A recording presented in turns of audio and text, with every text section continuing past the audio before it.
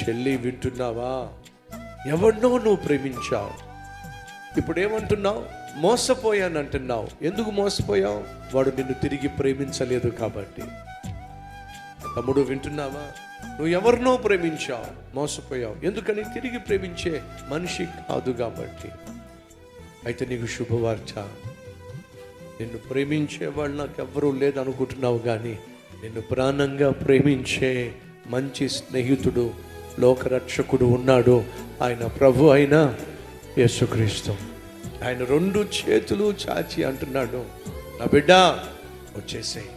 మట్టి కుమ్మరి చేతిలో పడకపోతే పాత్ర కాదు, రాయే శిల్పి చేతుల్లో పడకపోతే శిల్పం కాదు. నువ్వో నా చేతుల్లో పడకపోతే నీకు బంగారు భవిష్యత్తు సాధ్యం కాదు.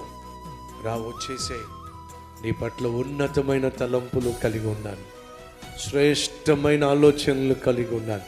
బంగారు భవిష్యత్తు నా చేతిలో నీ కోసం పట్టుకొని ఉన్నాను.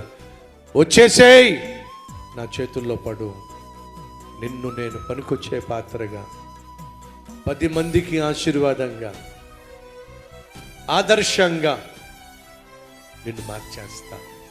వచ్చేసేయ్.